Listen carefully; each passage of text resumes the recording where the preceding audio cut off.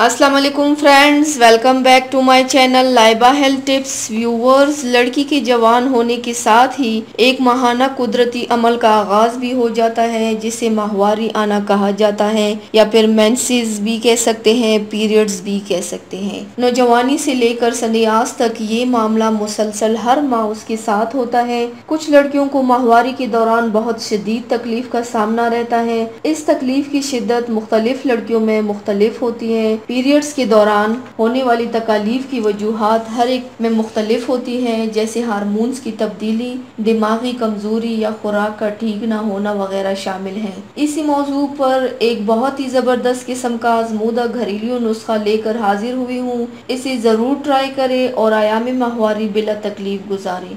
तो चलिए शुरू करते हैं, पर इसके पहले प्लीज मेरे चैनल को सब्सक्राइब कर लीजिए और बेल आइकन को दबाइए एवरी लेटेस्ट ब्यूटी अपडेट को सबसे पहले पाने के लिए। नुस्खे में इस्तेमाल होने वाले अज्जा दर्ज हैं: पानी 1 गिलास, शहद 1 चाय का चम्मच, धनिये की बीज 15 से 20 अदद। तरकीब और तरीका इस्तेमाल: पानी को किसी बर्तन में डालकर चूल्हे पर रख दें। जब गर्म हो जाए तो उसमें धनिये की बीज डाल दें और अच्छी तरह उबालें हत्ता कि पानी आधा रह जाए। अब इस पानी को छान कर ठंडा होने के लिए रख दें। जब नीम गर्म हो जाए तो उसमें शहद शामिल कर दें और इन दिनों में दिन टाइम किसी भी वक्त पी लिया करें। जैसी भी तकलीफ हो, सिर्फ एक बार पीने पर ही सुकून हो जाएगा और ये तकलीफ दे आयाम आराम से गुजर जाएंगे। इसे जरूर ट्राई करें और इस वीडियो को आगे भी शेयर करें ताकि सबका भला हो। तो व्यूवर्स, ये थी मेरी आज की वीडियो। उम्मीद करती हूँ आप सबको पसंद आई होगी।